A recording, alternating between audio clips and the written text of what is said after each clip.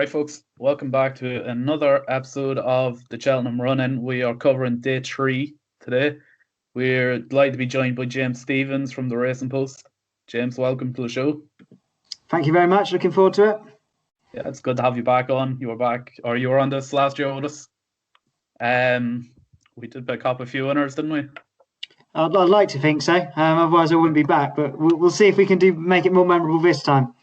Yeah, for sure. So we'll start with the first race of day 3 anyway, the Marsh Novice Chase. Envoy Allen, boys, there's not much looking past it, is there?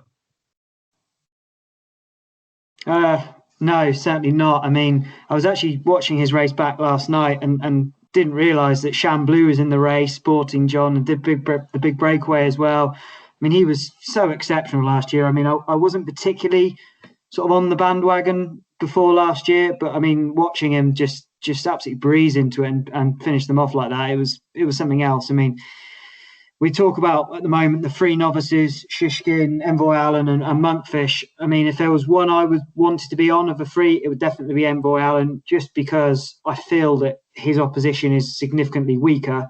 And also, I think that he is a standout. I mean, people have got on this Monkfish sort of bandwagon and sort of said, how good is this horse? And by all means, he is. But for me, this is the one that really could be anything at this stage of his career. So I think he will win it, and I think he's very impressive. The only horse I would probably look at taking him on with is Chantry House, who won today at Wetherby. I thought that was a good performance. I've always thought he's quite a nice horse. He ran pretty well in the Supreme, and we look back at that now, and it does look a really, really nice piece of form. I feel he stepped forward this season, and he will have to step forward again, but he's definitely got place credentials. Yep, Alan. Yeah, I'm in agreement. It's Envoy Allen all the way for me. Very, very impressive. Like, everything he's done this year, he's done it with ease. Jack Kennedy has, he's been sitting. He's got great jumps out of him at every fence he's looked for. It's been a joy to watch him, and I think he's a banker for a lot of people to start off the multiple bets. I'd say for Cheltenham for the week, and it's what they put in alongside Envoy Allen for me. Yep, and Dean. Yeah, again, lads, there's no looking past him here. Whenever you look at it there, he's on there 5 to 6. I've seen with about 365. He's done nothing wrong, as James says there about looking at the Supreme or the Ballymore last year. Once turnover home, you kind of thought, geez, is he in trouble here? And then the next thing he picks up, and 3 or 4 strides, he's upsides and past and gone, and that's race over. Cheltenham form has to be a lot to take into consideration. Whenever you look at the rest of the market, then an Ergamine's in there, more than likely isn't going to go in this race. Monkfish is in there, won't probably go in that race either. Blue, who James has mentioned, and Sporting John is also in there at 12 to 1. Sporting John outstayed kind of Blue there at Sandown recently, and I seen there where I read today where Sporting John, it's ground dependent for him going there. The next, and then you've got Andy Dufresne. So 5 to 6 really is great value, considering the next 3 or 4 in the market is all going to be taken out, and he's going to probably be 1 to 4 on the day, maybe shorter than that. So there's no looking past him for me. Yeah, I agree with everything that was said, and Alan, I agree with you with everyone's probably putting him into the multiples. Look, he's unbeaten in 11 runs. You can't knock that, in fairness. Outside of Envoy Allen, maybe anything for an each way shout, lads? For me, I was looking at Andy Dufresne, possibly. Came third behind Monkfish in the Flowgas Novice Chase. And, won a grade 3, a 3-runner race, in fairness. It wasn't much of a challenge, but 16 to 1 at the minute looks quite nice, provided he goes to the Marsh. Yeah, if Franco Deporte goes there, that might be not a bad option. But I'm not 100% sure where Wally's going to send him. Is he going to chase home and Ergamine and Shishkin? It's hard to know. I see there, just kind of flicking through quickly, Chatham Street Lads in there 20 to 1. It says earlier on that this has intended target, I'm nearly sure. It was either, I think it was the Marsh. So like a 20 to 1, you could put him up each way, like considering most of the rest of them in front of him in the market is going to be pulled out. There was one I liked, Hitman, for Paul Nicholls at 25 to 1. The fell last time out and was second All Mankind before that. I think he has a great chance if he stays up on his feet. Provided he goes to Cheltenham at all. James, anything at an each way price maybe? Yeah, I'm not sure if Hitman will go or not. But yeah, I agree. I do really like Hitman as well, and I have backed him for it. But it's sort of my anti-post history that he won't run. The only other horse I sort of like, and again, I'm not quite sure what his plan is Garlaw for Jamie Snowden. I was down at Wincanton when he won that Rising Stars, and the way this horse jumps for a novice, and I think he was a 4-year-old then, is just pretty incredible. I mean, he might be the sort of horse at a massive price who just jumps so well that he just sort of gets a place by that. You know, he might not be the classiest horse, he might not be the best horse in the race, but you know, you've got to jump round to get in there. So, you know, he's certainly worth a price because you know he'll jump round. Yeah. We'll move on to the Perth Amps then, boys. For me, on the blind side, 10 to 1, Nicki Henderson's horse. Won at Market Racing last time out. Very tough horse to beat, it seems, anyway. We'll know a lot more come this weekend because he is entered into Haydock, I think it is. But he did win at Cheltenham back in November, beating the likes of Miss Milner and Gulan Fortune. Dean? Yeah, I have just a couple noted down here. It's probably a bit early for the handicaps and don't know where it's going what like, but one I have noted there is the Boss's Oscar for Gordon Elliott. Elliott's won the last 2 runnings of that. See, the Boss's Oscar's on there around 8 to 1. Might be an indication that that's where he's going. And another at a big price is Silver Sheen. I think that's Jesse Harrington's horse. Like, you know, at the minute it's very hard to get a gauge on, but those are 2 that I'm liking the look of in there. And one that I mentioned last year in the Ballymore as well was Decor Irlandaise, as you mentioned there, Ryan, about the Nico, or what do you call the Henderson horse there on the blind side. I was supposed to take that on a couple of weeks ago, but the racing was cancelled due to the weather. I'd be interested in seeing where he goes. You know, he could be a good price, a good stay-in type of horse. You know, be interesting wherever he runs. Yep. James? Yeah, there's 3 I've noted down, one of which I really fancy. So the 2 I've noted down that I've seen recently and been quite impressed by is Brinkley, who won at Exeter on Sunday. That was a proper performance, and if it is really testing ground, I'd like him. Imperial Alcazar I saw at Warwick when he won. I thought that was a nice run, but I just worry he's probably too high up. But the horse I really like is a horse called Southfield Harvest for Paul Nicholls, who ran at Wincanton on Boxing Day. It was a really impressive run in probably not the strongest of qualifiers for this race, but he strikes me as a horse who's only going to improve when he steps up in trip. And I believe his brother or his half brother was actually second in this race, so it's clearly in the form. My one worry is he's entered at Newbury on Sunday, so let's hope he doesn't run and he can win the Perth Amps instead, because he's still quite a nice price. Yep. And Alan? Yeah, the one for me probably, lads, I don't know whether it's going to run or not, is John Joe Neal's horse Locks Corner. He was well fancied for a Paddy Power when he came over here, but if you just look back, he was second actually in a qualifier for this at Cheltenham. He ran a nice race. He's kind of been mixed between hurdles and fences. He came to a standstill in the Paddy Power the last time. Look, if he's been kept for this, I've seen 33s, 40s available. He may likely go for a chase, but he's one just to keep on the right side up wherever he shows up. Yeah, and we did get confirmation there yesterday from Ronan McNally himself that the Jam Man won't be going to Cheltenham this year. So he was he had something for the Perth Amps, didn't he own? Yeah. Yeah, we'll move on to the Ryanair chase anyway. For me, I'm going for last year's winner here, Min, 7-1. Entered into the champion chase too. I do think they will go to Ryanair with Min. Yeah, I think he'll do it again here.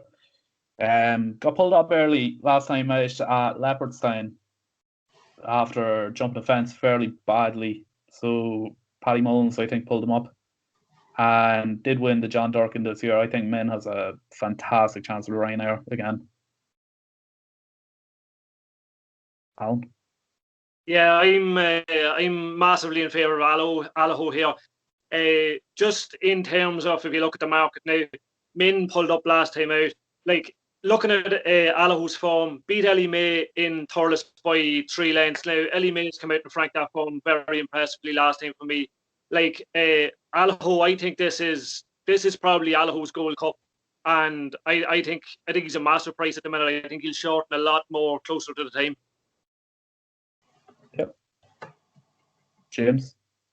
Yeah, I find this a really, really difficult race. I don't know if you boys sort of feel the same about it, because I feel there's either there's a big question mark about every horse in this race, either whether they'll run, are they good enough, or are they in any sort of form. So it's quite a difficult race to look at. I mean, I would probably say if I was to have a bet on this at this stage, it'd be Mr. Fisher each way, because I thought his run in Cheltenham and the Peterborough Chase was a pretty good run. I mean, he's got some very good class to his name. He's a little bit ground dependent. He's probably not as good as some of those Irish horses you mentioned, but he's got form round Cheltenham, and he's still a really big price. I think about 16-1. So I'd like him at each way, but yeah, it's a really tough race, this one. Yeah, I would be in agreement there, Jim. It's really hard to get a good gauge on who's definitely going, but I am a fan of watching the Road to Cheltenham on Racing TV, and Ruby Walsh actually mentioned before Allaho's run in Thurles that he would like to see Allaho go into the Ryanair, and at that stage it was 10-1, and he was putting them up each way, because he says after he runs on Thursday, he says he's more than likely going to win. He will be a lot shorter, and so be it. He's under 5-1 there. Ryan, as you say, man can't be discounted. Again, Ruby talked about man's run at Leopardstown the last day. He was saying that it's not uncommon for man to do something like he done, except for he's just never done 2 fences in a row the exact same. He came out of the race perfectly fine. Patrick just pulled him up because he knew the race was gone. Done the right thing, looked after the horse. There'll be another day in him. I'm going to take Fakir Duderies. No, I like Fakir. I liked him when he ran on the Supreme. I liked him last year as well. He gave Put the Kettle on a great race. So I just think his last 2 runs have been really, really good. Allaho's more than likely going to be the one that they have to beat, but I think at a bit of value in there, Fakir could be in with a shout. Yep. That's one you've been fancying for quite a while anyway, Dean. Our first ever podcast, yeah, pull him up. Yeah, no, I just like him. Like, it's just, it's, there's just something about him. There's something about him, like, he's a trustworthy old bugger, like. Well, young bugger. He's not old yet. Not just yet. We move on to the stairs then, boys. For me, Ronald Pumpback 16-1. Matthew Smith trains him. He was second to Honeysuckle at Fairyhouse in November. That was his last run. He would have won that, in fairness. He would have ruined Honeysuckle's, I suppose, unbeaten record if it had been slightly further, because he was getting to her every single stride. Real scare for Honeysuckle. He is running at Navan this Sunday, and that will tell us an awful lot. He's running on the Boyne Hurdle, and look, if he wins that, or when he wins that, he won't be 16-1. Yeah, I'm probably just looking, the Storyteller, probably the one for me. I've been watching, I don't know if he's keeping an eye on it, but Tony Keenan's very strong in this from racing, or from at the races. He's kind of talking, like, in this division, are we looking the staying chasers are slightly stronger than the staying hurdlers? Now, the Storyteller has very strong form at Cheltenham. Second to Kenboy last time, and before that, we seen him second to Flooring Porter in the Christmas Hurdle at Leopardstown. Like, this horse for me, I think I've seen 12s, 14, 16 still available. Like, I'd be happy to play each way. Like, look at the likes of Roxana, Paisley Park. they're going to take a bit of beating. But I think the storyteller, if Keith Donoghue stays on board, could be the one staying on late. Yep, James.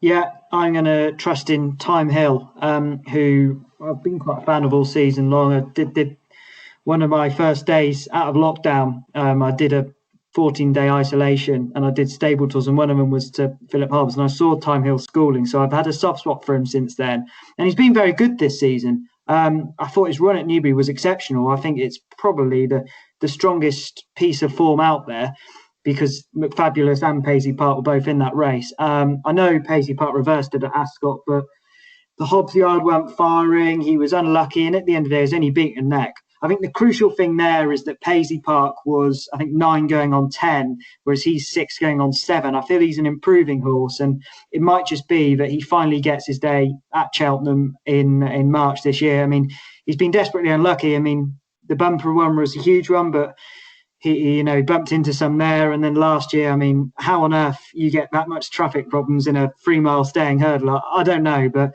yeah, I think he's the horse that's improving. And with that Albert Bartlett in mind, I think Fury Road is a big old each-way price.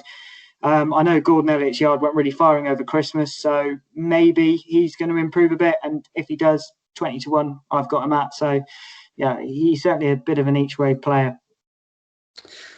Yeah, I would be in agreement with Ryan there. I like Ronald Pump again for the Honeysuckle run. I just think that's a good bit of form, closing all the time. Hasn't been seen since, but he has got that entry at Navan on Sunday, as you say.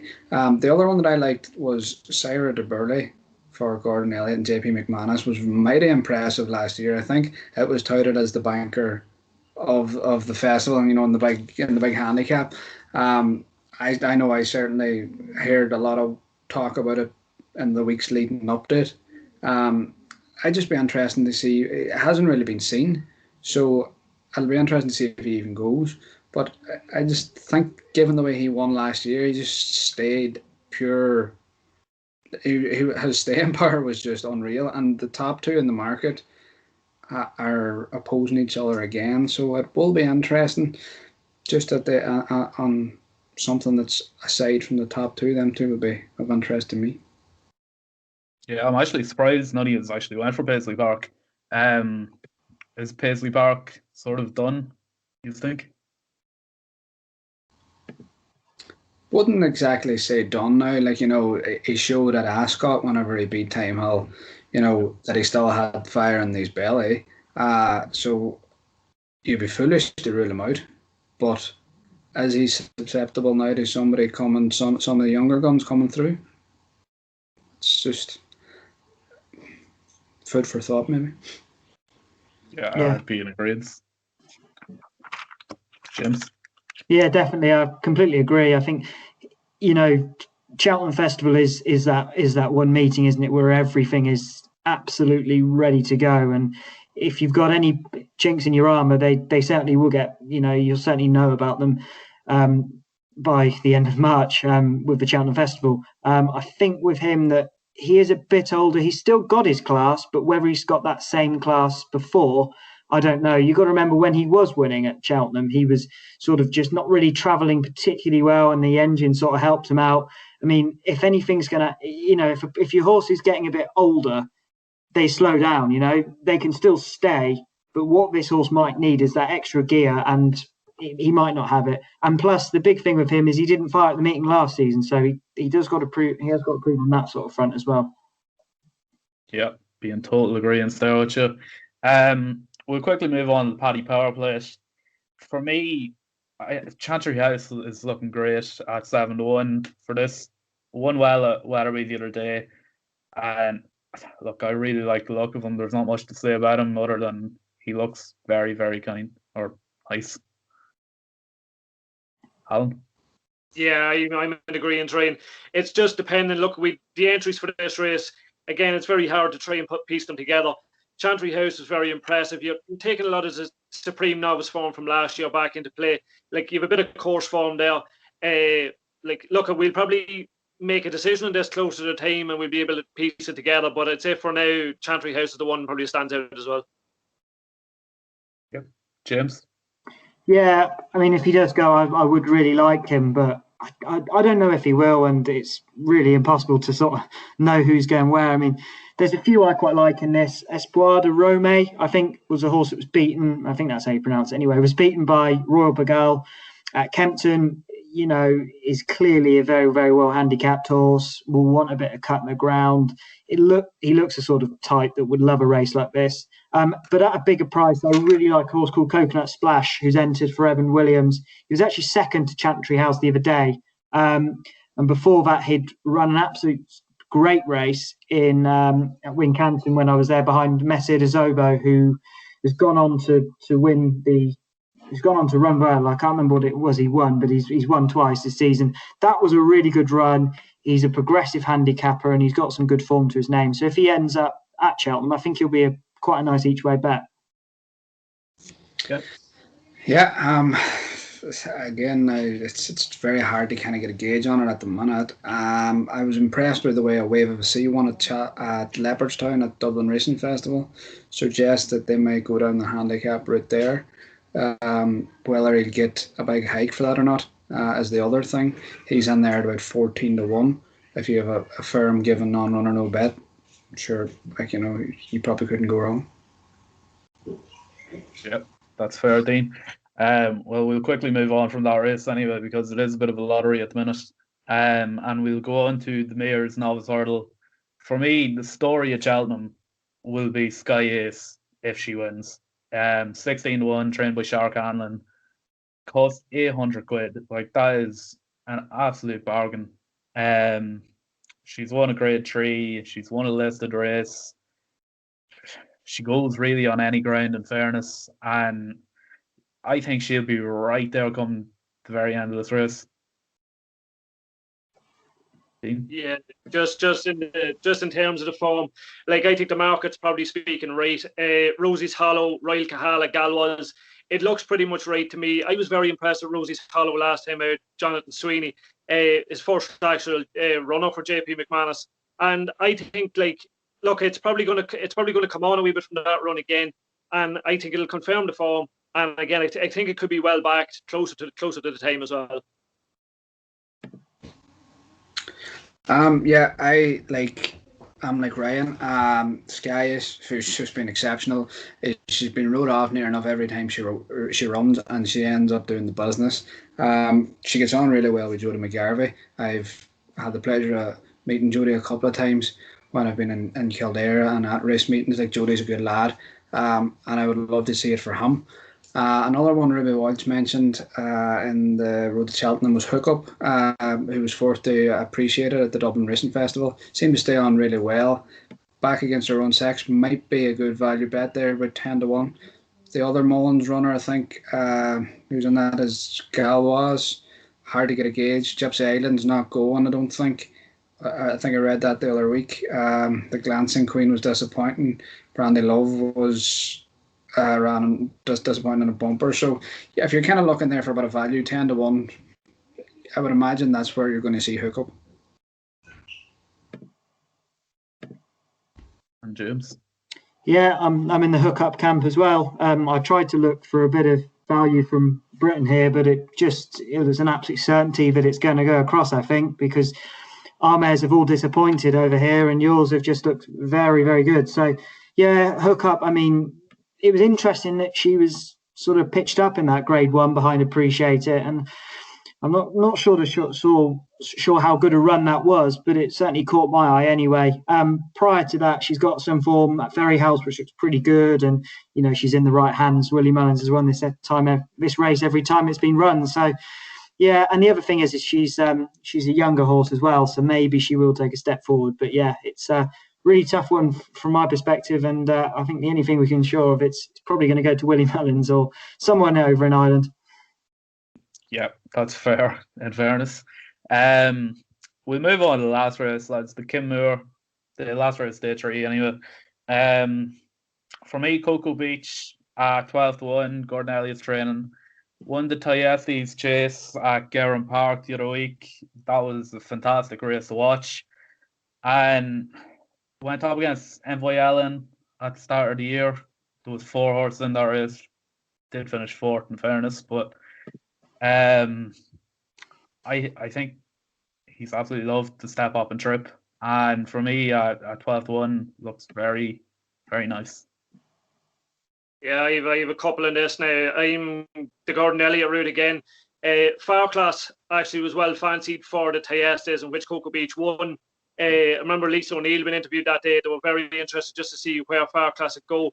Went to Leopardstown last time. Finished look, it jumped well, ran well, finished off a bit tamely for me now. I think a step up and triple probably suit. The other one, just one to keep very close eye on for the stable of Peter Fahey, the big dog. Ridden by Jamie Codd the last day, but actually won a trial for the Irish Grand National. Now, it's still in the market for this. They may hold it back and keep it for the likes of the Irish Grand National, but if it happens to pitch up at Cheltenham, could be worth a price in there around 16, 20 to 1. Yeah, Alan, just with the big dog and Jamie Codd, there is a big question mark now over whether Jamie Codd is going to be able to go over because he is an amateur. So, do you think he'll be able to go? Because there is a ban currently on amateur jockeys going over. Yeah, I know there's a lot of talk about that. Sure, look, if they can't get Jamie Codd on board, you have the likes of maybe Davy Russell coming back into the equation. And I know he's ridden. I think he's ridden that horse over hurdles as well. So just wanted to keep an eye on. Yeah, can't get a better jockey than Davy at the minute when he comes back anyway. James.